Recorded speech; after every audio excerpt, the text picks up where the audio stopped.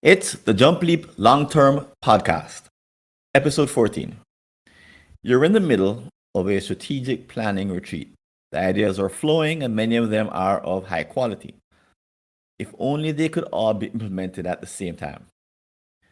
Unfortunately, there is a real world outside that's waiting, and a choice must be made between some great ideas. But how do you guide the group to the point where they can all get behind a single set of implementable ideas? Tune into this episode to hear from me and my special guest, Amie Devero, as we solve this wicked problem in strategic planning together. I'm Francis Wade, and welcome to the Jump Leap Long Term Podcast. And welcome back. As you can see, I'm joined on the stage with our special guest, Amie Devero. And right before I introduce Amie, let me say a couple of things for those of you who may be listening into our podcast for the very first time and wondering what is going on, because this is a little bit different than others that I know about. So, we're here to solve a problem. We're going to be tackling an issue that is a thorny and knotty one that strategic planning folks, retreats, people who do strategic planning often struggle with, especially teams. And that's kind of the way our podcast works. We pick a problem, two of us go at it, hammer and tongs, and what we're looking for is some serendipity, some kind of insight, some kind of new, let's say, a new breakthrough in thinking, maybe. And if that happens, then I actually ring a bell to show that we've discovered something brand new. If we Wait, don't get there in time, I ring a let's hear the buzzer. bell. I want to hear the bell. I don't have the bell with me. It's actually I have to put it in afterwards. Or Sorry, I could put it in Matt, post. so much for keeping that third wall intact. Right. And the buzzer comes at the end in case we don't actually accomplish anything of any value, which is unlikely because I've never had a buzzer happen before. And I happen to know this guest really well, as you'll see in a moment. So, why do we take this particular approach? Well, we don't do interviews in this podcast. It's really all about trying to tear apart the problem, diagnose it, so that we can find a new kind of solution that no one has ever heard before. Einstein said, if I had an hour to solve a problem, I'd spend 55 minutes thinking about the problem and 5 minutes thinking about solutions. So we're going to be talking about the problem, but also talking about the solution. But most of our conversation is about the nature of the problem, some of the things that we've tried to do to solve it, and why it persists, and so on and so forth. And then we'll get to solutions at the very end. So, once again, right before I introduce me, let me tell you a brief story about Derek. So Derek is facilitating his first retreat. He's an employee of a large company and was tapped to work with the executive team at an exclusive offsite. Things have been going well, too well, in fact. They've spent a great deal of time brainstorming ideas for a new vision of the company. The fact that it's 20 years away means that a lot of great things can be accomplished. However, he's nervously looking at the clock. Why? Well, time is running short in this particular offsite or retreat. And on the table, there are at least 5 competing ideas, and they cannot all be implemented at the same time. 2 people like option A, the CEO likes option B, and the whole group seems to like option C. And there are some people who are quiet, they just seem to be lost and they're not saying anything. The fact is, the company just doesn't have the bandwidth to do them all. Plus, a couple of them don't quite overlap with the others, so there's some exclusivity. Can't all be added up into one final answer and say, let's do them all. So that's why his mind is racing and he actually didn't plan this next step in any detail. Naively, he imagined that the team would naturally agree on how to proceed, but he's starting to think he's overestimated how easy this might be to accomplish. He needs to follow a process that will work. So, here to solve and discuss and tear apart this particular problem is Amie Devero, and she's the president of Beyond Better Strategy. She works with high growth venture funded startups, and she's the author of Powered by Principle. using core values to build world-class organizations. She's a former president of Ringo, and perhaps most importantly of all, she's a former partner of Framework Consulting, which is my company. So Amie is a longtime friend, longtime colleague, longtime many things. And Amie, welcome to the show. Thank you for having me. I'm really looking forward to this, looking forward to seeing how this wicked problem gets de-wickedized. We're here to de-wickedise it, whatever that means. Take out the evil out of it. So, what do you Exactly. think of Derek's situation? Let's start with what the predicament he finds himself in. Well, so can we take a step back and talk a little bit about what, like when we talk about an idea, what do we mean? Do we mean an idea for a goal, an idea for a vision, an idea, like what is the kind of context in which these ideas exist? So this is your anecdote. So Right. So more details on the story. mhm. Well, they're at the point where they have options on the table.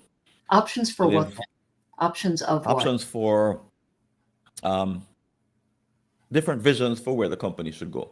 Hmm. So they've done some brainstorming. And right, this is exact, or listeners are probably wondering where these options come from. So at this point in the retreat, they've decided to create at least three options, and they have A, B, and C. And at some point before this moment, somebody proposed option A, and they had a discussion about it, and it seemed like it was a really great option. Someone else proposed an option B, and they had a discussion and fruitful, and yeah, okay, let's consider that one as well.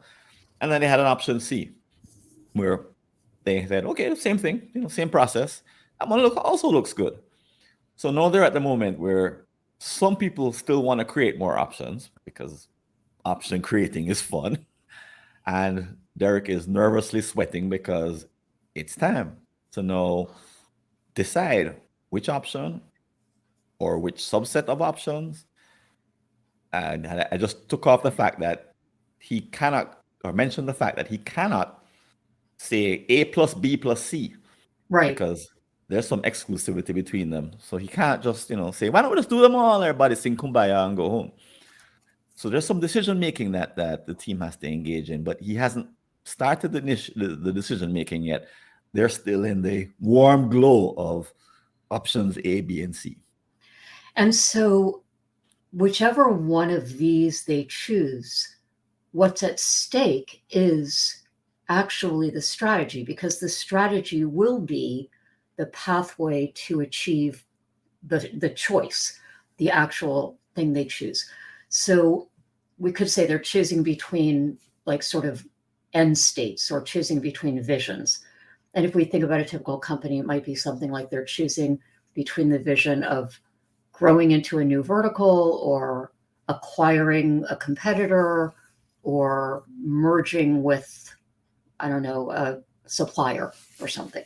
Sure, So they're becoming exactly. vertically integrated, they're growing by acquisition, or they're organically getting a new vertical. And each of those will dictate a completely different approach. So there's a lot at stake. Right. And there's some overlap. So Sure. you could take a bit of one and a bit out of another. But right, there's a lot at stake because they're shaping the next 10, 15, 20, 30, whatever Hmm. horizon it may be. They're making some decisions that are going to change the game. So these aren't minor decisions that they're going to make. Not in this case. These are big decisions. These are big, hairy, audacious goals, and these are going to be, like you said, those three options that you mentioned are game changing in the sense that you don't proceed in any of those three directions lightly. And whatever you decide, it's not so much whether they're light or heavy, but they will dictate completely different approaches. So even if they each dictate an innumerable number of approaches, those innumerable numbers will be distinctive. So it's like if you and I are planning a trip and we're in Jamaica and we're deciding whether to go to New York or Sydney, Australia, or Moscow. Paris. you know? Paris. But Sure. Paris. So each one is a completely different direction, a completely Right. different mode of transport, likely, and period of time, and so on. Okay. Hope you're enjoying this free excerpt from the Jump Leap Long Term Strategy podcast. Interested in finding out more about getting a subscription to full episodes? Visit www.longtermstrategy.info. Right. So there's some. This is why he's nervous, because Yeah. he hadn't quite thought it through, and you kind of hope for the best in some of these things, and in the hope, in the best of worlds, you could say A plus B plus C, everybody's happy, let's go home, which is Well, you're not well, going home. there's Then actually a you go, problem with that. actually, you don't get to go home either way. I mean, once you choose one, now you have to actually work on the strategy. Right. Right. But So, at but you least can't even you get going with that until this gets decided. right. Right. The strategy can't even start until they make a decision, because the decision comes first.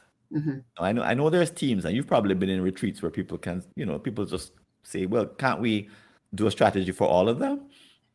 Let us I see have not which seen that, but usually what I see is people saying, can't we just come up with the numbers and not worry about what those numbers describe exactly? Like, we want to be 10 million in, annual revenue or something, but they haven't actually thought through, like, what would that company look like? What would that world look like in which we have 10 million in revenue? So what we're doing here is we're describing the world. This is the world that will exist when they have achieved their 20-year goal. And that world, once you've described the world, now you have the constraints that are going to drive your creation of the strategy. That's a right. it's an enabling constraint, as they would say in the Right. product world. Let's take what you said just for a moment, because it some of the Derricks of the world won't solve the problem. Hmm. They'll go to what you said, and they'll say, well, numbers are just numbers, right? And we can decide how we're going to get there later. Hmm. So they could just punt, like you sort of hinted, punt the decision, the hard decision, and go with an easier decision, which is, well, in all cases, how much money, how much revenue do we Right. really want? And then And you how just many kind of customers, shift. and And how many yeah. customers, and even customers would be a problem if Well, in the fact, it would be. I mean, because if you are only looking at lagging indicators, you don't have the numerators that tell you how to even back into the numbers. So, I'm thinking about, um, this, and by the way, this is really common in the startup world, because startups okay, have this sort of underlying philosophy of just like grow at any cost, and okay, strategy is for losers. Not really strategy is for okay, losers, but strategy beyond next week is for losers. And okay, so, we have to be nimble, we have to be responsive. And yes, all of okay, that is true, but you also need to know if you're going to Hong Kong or New York, right, because how you make decisions in the moment changes. So I think if you do try to either punt and do it just with the numbers, then you end up with a very facile kind of, the CPA's version of a strategy, which is not strategic. It's just, mile markers. Um, right. It doesn't actually have a story. It doesn't have a a theory. I story. mean, Right, good way of putting it. It doesn't have you a know, story to tell. It's a just numbers, right? strategy is a theory. It's a narrative about, who we are and how we do it. And if you can't tell the story, the fact that that you're earning 10 million in revenue is a kind of meaningless fact. Um, Right. but the But there is alternative a is that you put them all go together ahead. and cobble something, which Right. then you eliminate all the enabling constraints. Right. So one of the very big examples that I've written about lately is the Sustainable Development Goals, where they did exactly what we're saying one shouldn't do, which is to set goals and then leave the details for later. Hmm. And the unfortunate fallout of that is that there's 17 sustainable development goals, and the world has a capacity for maybe one and a half at any given point in time. Yeah, So just in you can terms of also resources and energy and focus and and anything you can possibly think of right. that's of a limited nature. But there are companies who will happily put a number to a vision statement and then say that's their strategy, right? Hmm. Constantly. Yeah. And it's not a strategy. It's a goal. Hmm. And they will happily go a year and 2 and 3 years actually working towards the goal Well, and without having a I don't think it strategy, right? doesn't necessarily, it's not that it's not achievable that way. You could achieve it, but you're achieving it without developing a strategy. So you're just essentially doing what you're already doing. Maybe you're doing it more or better or with more people, or you're doing it more efficiently, or you added, chat GPT, or but you're tweaking around the edges. You're not developing a strategy. Or you could have an individual who, like a strong founder, right? And he or she just whatever he wakes up with this month or this week is the strategy. Well, and that is pretty typical in startups, which is the strategy is driven by a combination of the founder's force of personality and intelligence and opportunities. So it's reactive, decisively reactive, which is better than being indecisively reactive. Indecisively reactive. But Uh-huh. it's still not a strategy, except insofar as you're making strategic choices, but not driven by an overarching kind of narrative. No, I'm really interested because I don't have those kinds of clients. I'm lucky. I don't come into them, But but you do. it's So not what? just it's not How do you just that. explain it? Let me give you a different example. So I have a client who is the head of digital for a Fortune 50 manufacturing company. All right. And so he's not on the board, but he's like one tier below the C-suite. And because he runs all of the tech, not the manufacturing technology, but all of the digital technology that drives everything. So he's the one who makes decisions about the ERP system they use that feeds into the factories, that tells the machines what to make.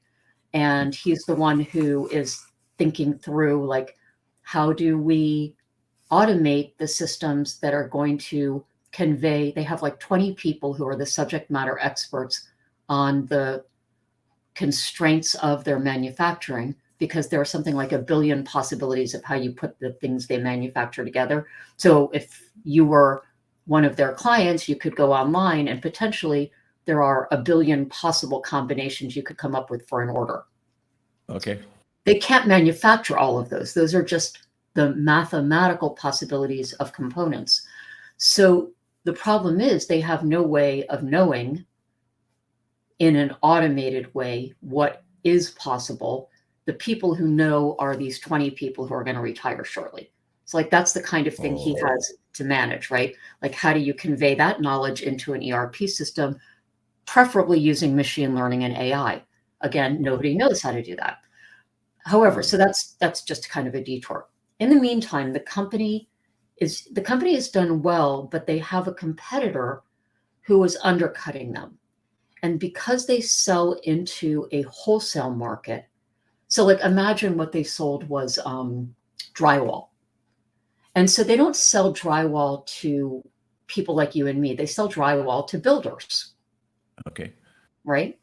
And builders don't really care whether you have high quality drywall. They care whether they can get the cheapest price because they're building giant subdivisions, which means that even though this company kind of owns their space, there are competitors who are eating away at them.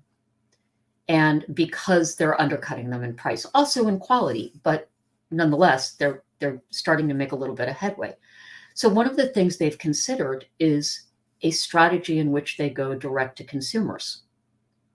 Oh, okay. Cut out the middle person. Not cut out, but at least expand into a consumer market. But the Okay. problem is that the product really is as unsexy as drywall. This is not a product that is like Instagram ready. Okay. Okay. So it's a super essential product, hence their heft and their, global stature. And they're also trying to make the product more sort of sexy, not just sexy, but also more useful, by adding technology to it. So, like, imagine that it was a window and the window has built in AI and it could identify it's not a window. And the window can weather, make decisions about the weather how outside. opaque to be based on energy savings or whatever. So their product, they do have a feature like that, but it's not selling because the price point is very, very high.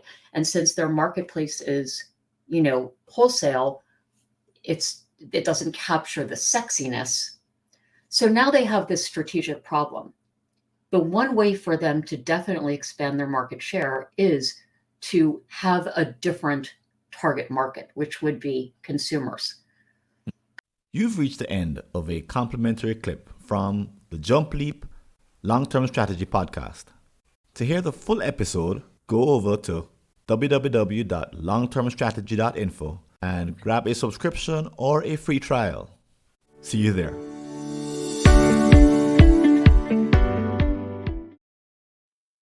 And here's a clip from our next episode.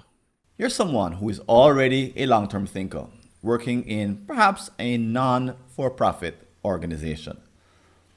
Unlike many, you don't need to be convinced about the importance of long-term thinking. Somewhere in the past, perhaps your childhood or in your earlier career, you embedded the idea of long-term thinking in your character. And now balancing short and long-term planning, thinking, strategy, vision are a part of who you are. But this may be why you are now a bit confused, because others around you don't quite share all of this trait. They may believe in long-term visions, but they don't believe in long-term planning. As such, you feel a little like a fish out of water, always harping on the need for long-term planning and sometimes asking some inconvenient questions. You can't understand why others don't share your concern. And it's not that you're particularly ESG, sustainable, or anything like that. Nor do you come from an old school. You sense that the company would do better or make better decisions if it had more than the usual short-term plan to go with its long-term vision. But how do you convince others in the C-suite and the board to think with this additional lens? If they already like the idea of a vision of a long-term nature, they might be asking, why do we need a strategic plan to go with it? It's just more work.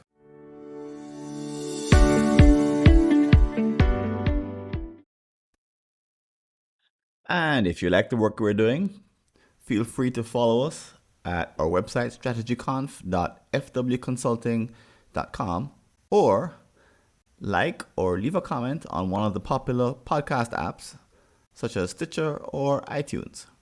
This is Francis Wade, and I'm signing out from the Jump Leap Long-Term Strategic Planning podcast. See you later.